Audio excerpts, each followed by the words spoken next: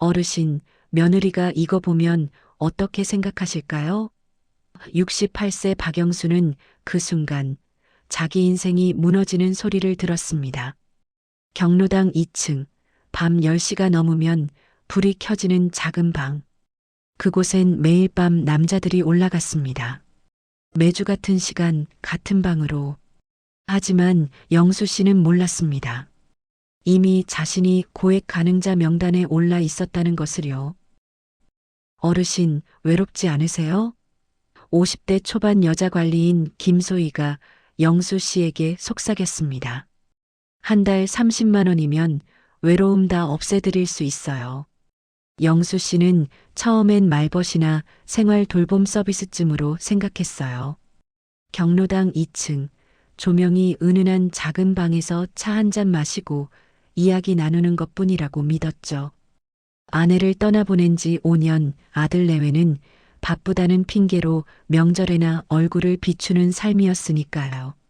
처음엔 30만 원이 아깝지 않았습니다. 그런데 어느 순간 한 달에 100만 원 가까이 빠져나가고 있었어요. 석 달이 지나고 나서야 통장 잔액이 눈에 들어왔습니다.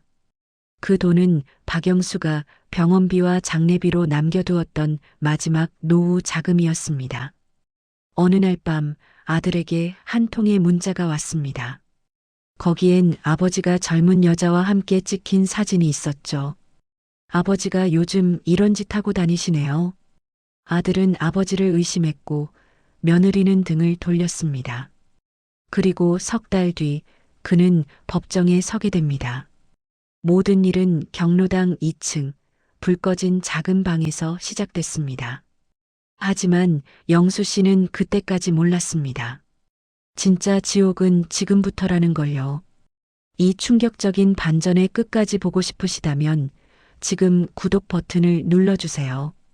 박영수 씨가 이 동네 경로당에 나오기 시작한 건 아내가 세상을 떠난 지 1년쯤 지난 후였습니다. 집에 혼자 있으면 텅 빈 거실이 자꾸만 아내를 불러냈고 TV를 켜놔도 소음일 뿐 위로가 되지 않았어요. 그래서 경로당에 나가기 시작했죠. 화투도 치고 뉴스도 보고 점심 한 끼 얻어먹으며 시간을 때우는 게 전부였습니다. 올해 초 경로당에 새 관리인이 왔습니다. 김소희 50대 초반으로 보이는 여자였는데 기존 관리인들과는 확연히 달랐어요. 화장도 연하게 하고 말투도 부드러웠죠. 무엇보다 노인들 한 명 한 명의 사정을 세심하게 물어봤습니다. 영수 어르신, 혼자 사세요? 자식분들은 자주 오시나요? 에이, 뭐 바쁘지. 한 달에 한 번 올까 말까야. 힘드시겠어요. 외로우시죠? 그 말 한마디에 영수 씨는 가슴이 뭉클했습니다. 누군가 자기 외로움을 알아주는 것 같았거든요. 하지만 경로당을 10년째 다니는 이만석 씨는 달랐어요. 그는 소혜 씨를 처음 봤을 때부터 뭔가 이상하다고 느꼈습니다. 저 여자 왜 자꾸 혼자 사는 사람들만 챙기지? 만석 씨는 옆에 앉은 친구에게 속삭였어요. 실제로 소혜 씨는 경로당을 다니는 40여 명 중에서도 특정 노인들에게만 유독 친절했습니다. 영수 씨, 70대 김창수 씨, 72세 정호철 씨, 모두 배우자와 사별했거나 이혼했고 자식과 사이가 소원했으며 무엇보다 제법 재산이 있는 사람들이었죠. 한 달쯤 지나자 소희 씨는 영수 씨에게 조심스럽게 다가왔습니다. 어르신, 요즘 많이 힘드시죠? 제가 좀 도와드릴 수 있어요. 도와준다니 뭘? 외로움이요.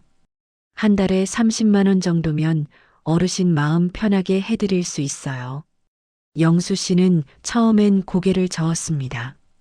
돈을 주고 뭘 산다는 게 떳떳하지도 않았고 그게 뭔지도 불분명했으니까요. 하지만 소희 씨는 끈질겼어요. 밤에 경로당 2층에 작은 방이 있어요. 거기서 편하게 쉬실 수 있게 해드릴게요. 차도 한잔 하시면서 이야기도 나누고요. 제가 어르신 말벗이 되어드릴게요. 말벗이라는 단어가 영수 씨의 마음을 흔들었습니다. 영수 씨는 그날 밤 집으로 돌아가 혼자 생각했어요. 30만 원이면 괜찮지 않나? 그는 스스로를 설득하기 시작했습니다. 누가 나를 이렇게 옆에서 웃어주고 이야기해 주겠어? 자식도 바쁜데 이 정도는 써도 되지 않나? 평생 가족 위에 살았는데 나한테 30만 원 쓰는 게 그렇게 큰 죄인가? 이건 사치가 아니야. 위로야, 위로. 나도 위로받을 자격이 있어. 영수 씨는 결국 고개를 끄덕였어요. 그날 밤 10시 영수 씨는 경로당 2층으로 올라갔습니다.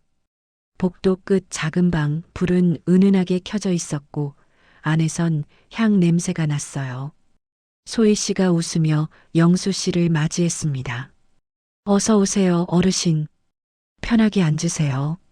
방 안에는 작은 소파 하나, 테이블, 그리고 차와 과일이 놓여 있었어요. 소희 씨는 영수 씨 어깨를 살짝 주물러주며 말했습니다. 많이 힘드셨죠? 이제 여기서 좀 쉬세요. 영수 씨는 그 순간 정말로 위로받는 기분이었습니다. 오랜만에 누군가의 온기를 느낀 것 같았어요.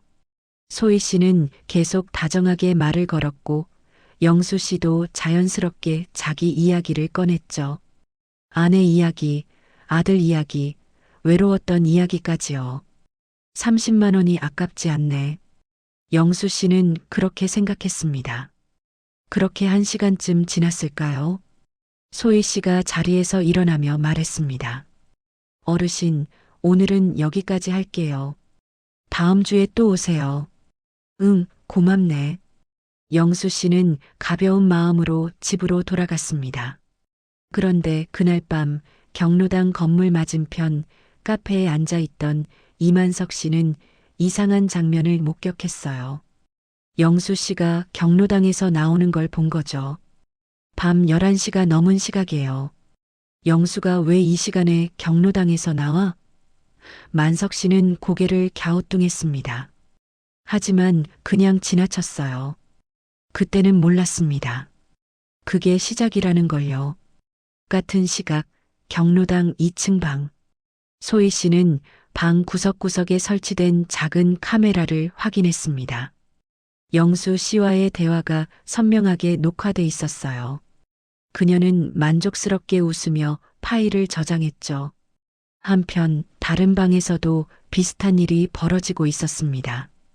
김창수 씨, 정호철 씨, 그들도 각각 다른 시간대에 2층 방으로 불려갔고 소희 씨와 편안한 시간을 보냈어요. 모두 같은 말을 들었습니다. 한 달 30만 원이면 외로움 다 없애드릴게요. 그렇게 한 달, 2달이 흘렀습니다. 노인들은 매주 한두 번씩 경로당 2층 방을 찾았어요. 소희 씨는 점점 더 친밀해졌고 노인들도 그녀를 신뢰하기 시작했죠. 하지만 이만석 씨만큼은 달랐습니다. 뭔가 수상해. 저 여자 밤마다 누군가를 따로 부르더니 만석 씨는 며칠 밤 동안 경로당 주변을 배회하며 관찰했어요. 그리고 확신했습니다. 영수, 창수, 호철.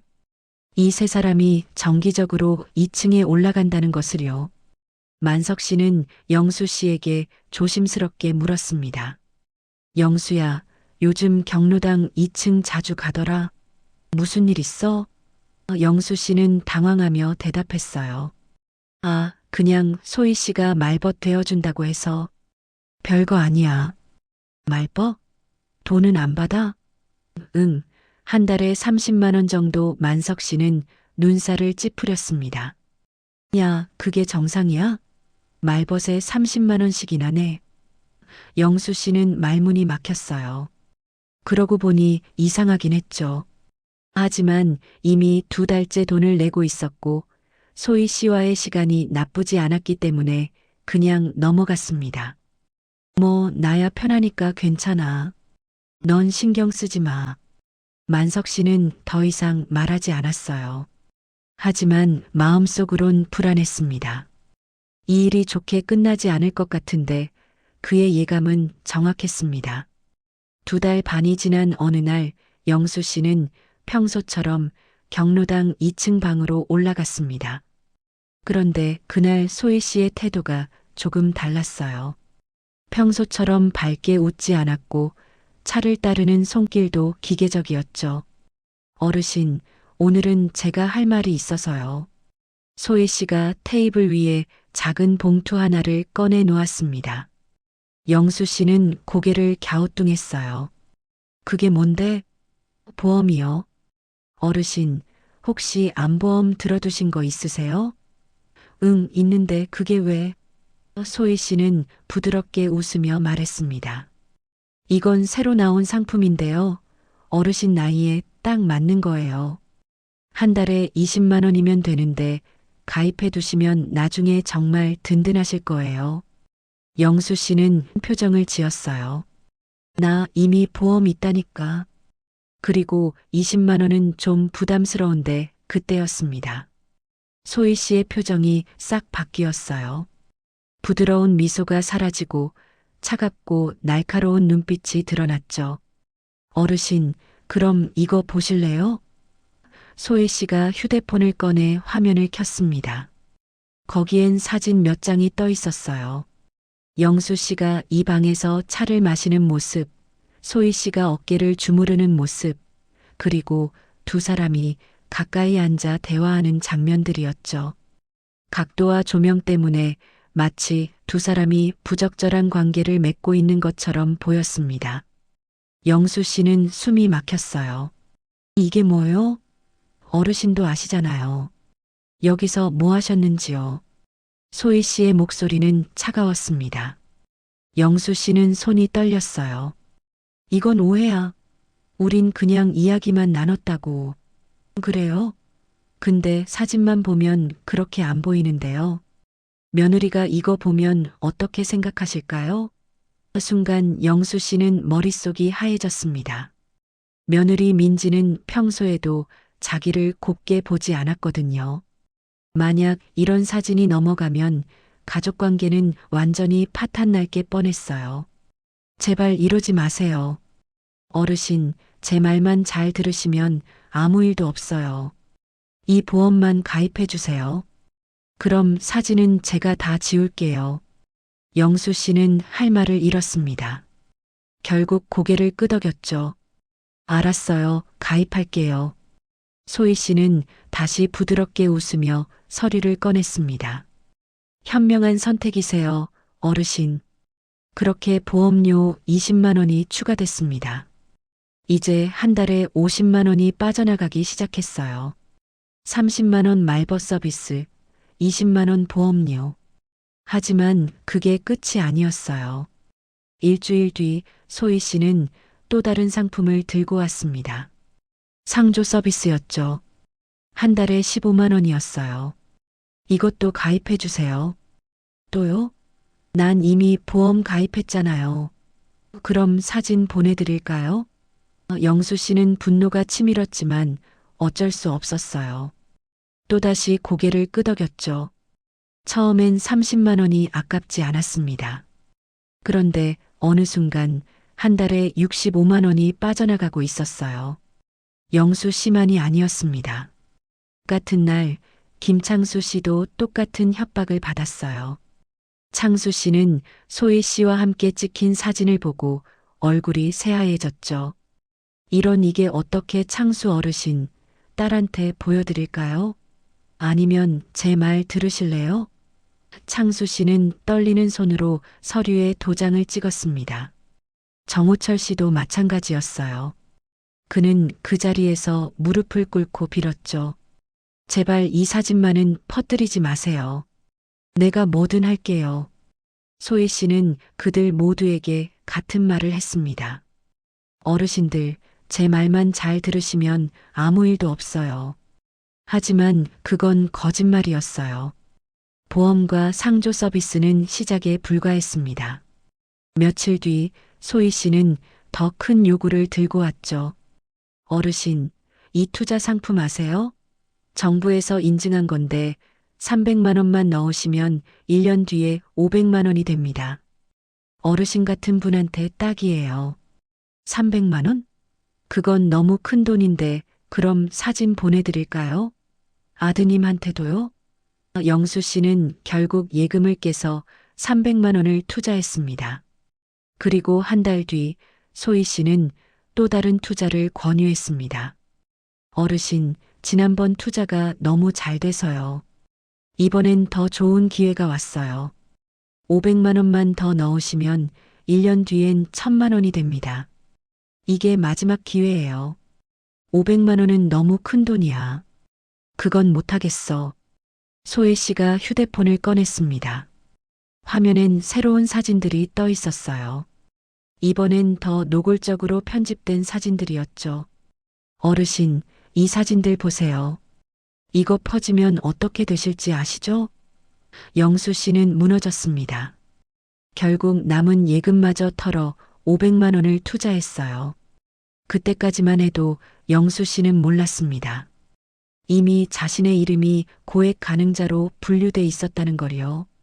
석 달이 지났습니다. 영수 씨의 통장에서 빠져나간 돈을 계산해 보니 충격적이었어요. 빠져나간 금액 960만 원. 영수 씨는 통장 잔액을 보고 충격을 받았습니다.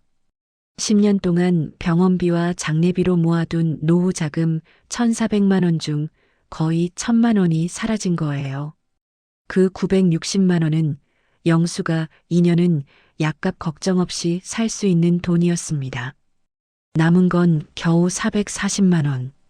앞으로 어떻게 살아야 할지 막막했습니다. 다른 노인들도 비슷한 피해를 입었습니다. 김창수 씨는 총 1,150만 원을 잃었고 정호철 씨는 820만 원을 빼앗겼어요. 한편 이만석 씨는 친구들의 변화를 눈치챘습니다. 영수는 표정이 어두워졌고 창수는 자꾸 한숨을 쉬었어요. 호철은 아예 경로당에 나오지 않았죠. 야, 너희 요즘 왜 그래? 무슨 일 있어? 만석 씨가 물었지만 친구들은 대답하지 않았어요. 그저 고개만 저을 뿐이었죠. 만석 씨는 더욱 의심이 깊어졌습니다. 분명 뭔가 있어. 저 소희라는 여자 때문이야. 그는 결심했습니다. 직접 알아보기로요. 석 달이 지나고 나서야 통장 잔액이 영수 씨의 눈에 들어왔습니다. 영수 씨는 절망감에 빠졌죠. 하지만 멈출 수 없었습니다. 소희 씨의 협박이 계속됐거든요. 어르신, 이번엔 이거 가입해 주세요. 더는 못해요. 이미 충분히 했잖아요. 이제 진짜 돈도 없어요. 영수 씨가 처음으로 거부했습니다.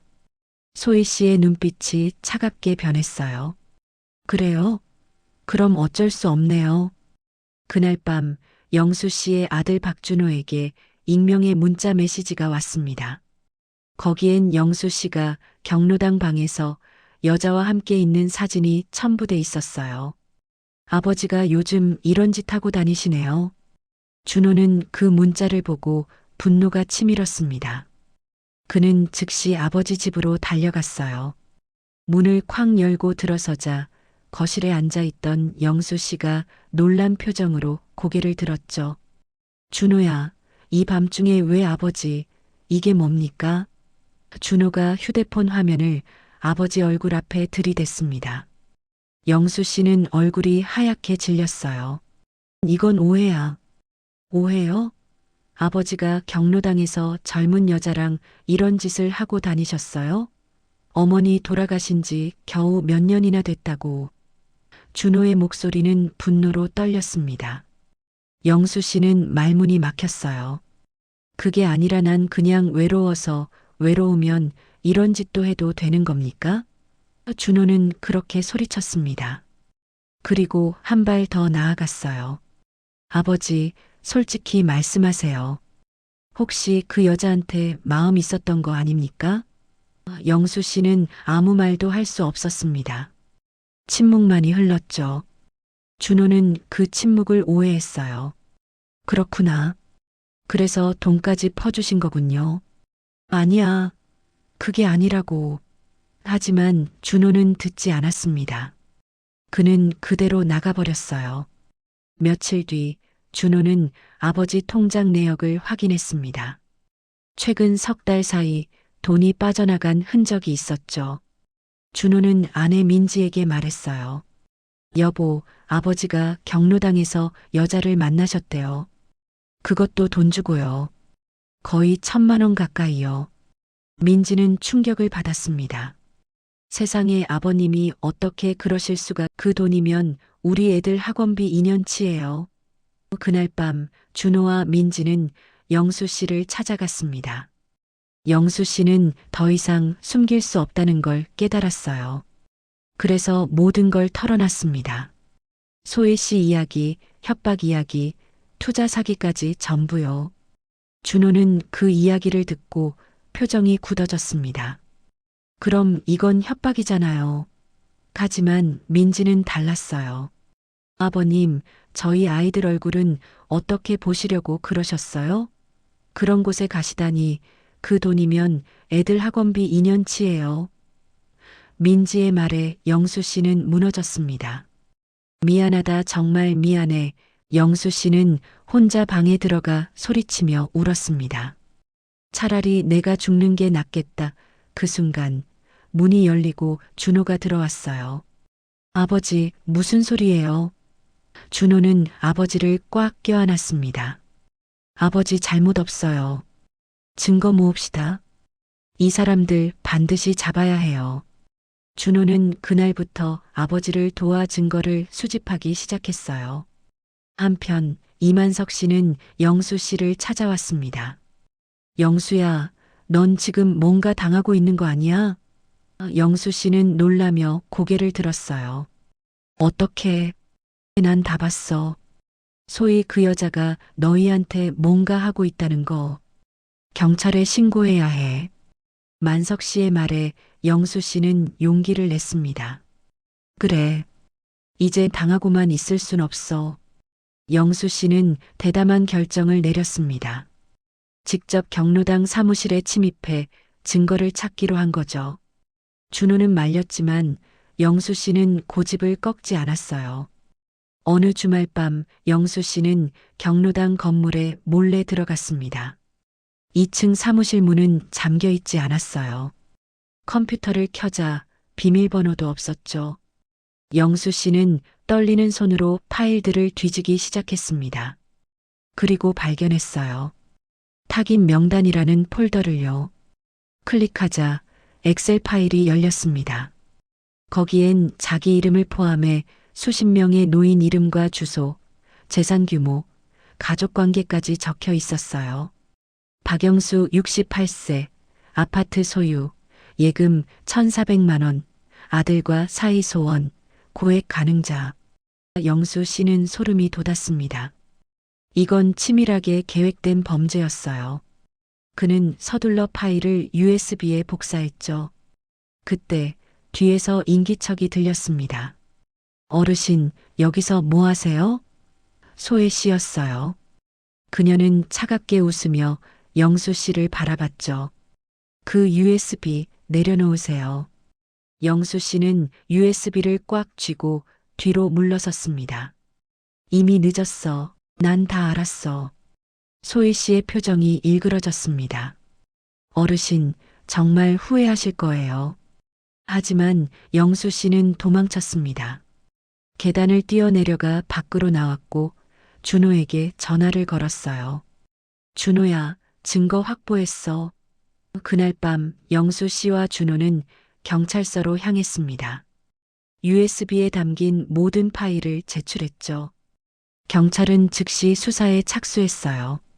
며칠 뒤 소희 씨가 검거됐습니다. 그리고 조사 과정에서 충격적인 사실이 드러났어요. 소희 씨도 피해자였습니다. 경찰 조사실에서 소희 씨는 눈물을 흘리며 진술했어요. 저도 협박당했어요. 무슨 소리요? 제 딸이 인질로 잡혀 있어요. 소희 씨의 딸은 대학생이었습니다. 3년 전 소희 씨는 남편과 이혼한 뒤 생활고에 시달렸어요. 그때 영원상조라는 회사에서 일자리를 제안했죠. 경로당 관리인으로 일하면 월 300만 원을 주겠다고요. 소희 씨는 그 제안을 받아들였습니다. 하지만 곧 알게 됐어요. 이 회사가 노인들을 상대로 사기를 치는 조직이라는 걸요. 소희 씨가 그만두려 하자 회사 대표 최인호가 협박했습니다. 당신 딸 지금 우리가 감시하고 있어요. 당신이 배신하면 딸이 어떻게 될지 몰라요. 소희 씨는 딸을 지키기 위해 어쩔 수 없이 범죄에 가담했던 겁니다. 경찰은 즉시 소희 씨의 딸을 보호했고 영원상조를 본격적으로 수사하기 시작했어요.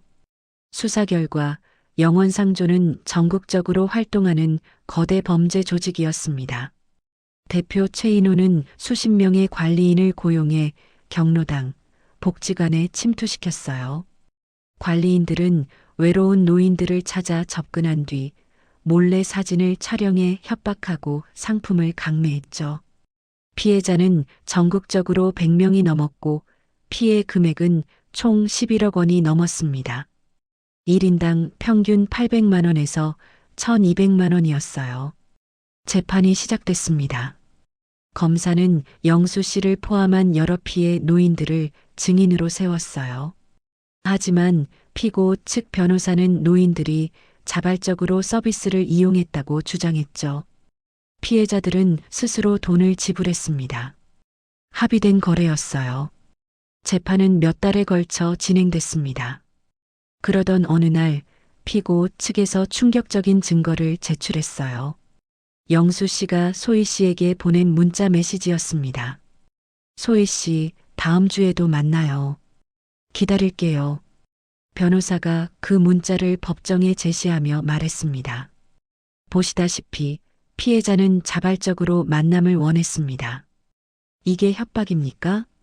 준호는 당황했어요. 그 문자는 영수 씨가 협박받기 전 처음 몇 주 동안 보낸 거였거든요. 하지만 법정에선 그게 불리하게 작용했죠. 재판부도 흔들렸습니다. 피해자 측 이에 대해 해명해 주시겠습니까? 영수 씨는 떨리는 목소리로 대답했어요. 그때는 몰랐어요. 저 사람이 날 협박할 줄은. 하지만 변호사는 계속 공격했습니다. 피해자는 석 달 동안 자발적으로 돈을 냈습니다. 협박이었다면 왜 경찰에 신고하지 않았습니까? 영수 씨는 말문이 막혔어요. 준호는 분노했지만 어쩔 수 없었죠. 변호사는 한 발 더 나아갔습니다. 재판장님, 피해자에게도 책임이 있습니다. 처음부터 그런 곳에 가지 말았어야 했습니다. 재판장은 잠시 아무 말 없이 기록을 넘겼습니다. 준호는 절망했습니다. 이러다 질 수도 있겠어. 그때 재판장이 입을 열었습니다. 양측 합의를 고려해 보시겠습니까? 합의. 그 말에 방청석이 술렁였습니다. 준호는 아버지를 바라봤어요. 영수 씨는 고개를 숙이고 있었죠. 아버지, 그 순간 민지가 자리에서 일어났습니다. 재판장님, 제가 증언하겠습니다. 재판장이 고개를 끄덕였어요. 민지는 증인석에 섰습니다. 그녀는 눈물을 흘리며 말했어요. 저는 시아버님을 용서하지 못했습니다. 그분이 그런 곳에 가셨다는 것 자체가 받아들여지지 않았어요. 남편과 싸웠고 시아버님을 멀리했습니다. 하지만 이제 알았어요. 민지의 목소리는 떨렸습니다. 시아버님은 잘못하신 게 없어요. 외로우셨을 뿐이에요. 외로움이 죄입니까? 누군가와 이야기하고 싶은 게 잘못입니까? 시아버님은 그저 위로받고 싶으셨을 뿐이에요. 그런데 그 외로움을 이용한 사람들이 있습니다. 그들이야말로 벌받아야 합니다. 민지의 증언에 방청석이 술렁였습니다. 재판부도 표정이 변했어요. 민지는 계속 말했습니다. 저희 아이들은 할아버지를 사랑합니다. 할아버지도 아이들을 사랑하세요. 그런데 이 일 때문에 우리 가족이 무너질 뻔했어요. 그게 그 사람들이 노린 거 아닙니까? 노인들을 외롭게 만들고 가족을 갈라놓고 10년 동안 모은 노후 생활비를 하루아침에 뺏어가는 거 말이에요. 재판장이 고개를 끄덕였습니다. 증인, 자리로 돌아가시죠. 민지는 자리로 돌아갔어요. 영수 씨는 며느리를 바라보며 눈물을 흘렸습니다. 그때 검사가 새로운 증거를 제출했습니다. 몰래카메라 영상 분석 결과였어요. 전문가는 법정에서 증언했습니다. 이 영상들은 각도와 편집으로 왜곡됐습니다. 실제로는 단순한 대화였지만 마치 성적인 행위가 있었던 것처럼 조작됐습니다. 노인들을 협박하기 위해 의도적으로 만들어진 겁니다. 그 증언에 재판부의 표정이 확 바뀌었어요. 재판장이 서류를 한참 넘겼습니다. 그 몇 초가 영수 씨에게는 몇 년처럼 느껴졌어요. 준호는 아버지 손을 꽉 잡았죠. 민지도 긴장한 표정으로 지켜봤습니다.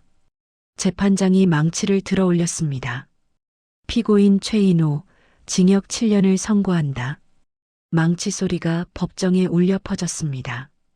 영수 씨는 그 순간 무너졌어요. 준호가 아버지를 부축했죠. 피고인 김소혜, 징역 2년에 집행유예 3년을 선고한다. 소혜 씨도 눈물을 흘렸습니다. 그녀는 영수 씨를 향해 고개를 숙였어요. 어르신, 저도 살고 싶었어요. 정말 죄송합니다. 영수 씨는 고개를 끄덕였습니다. 소혜 씨도 피해자였다는 걸 알았으니까요. 판결이 끝난 후 법원은 피해 노인들에게 손해배상을 명령했습니다. 영수 씨는 자기가 낸 돈 중 720만 원을 돌려받았고 다른 노인들도 일부 재산을 환수받았어요. 전액은 아니었지만 노후 생활비를 조금이나마 회복할 수 있었죠.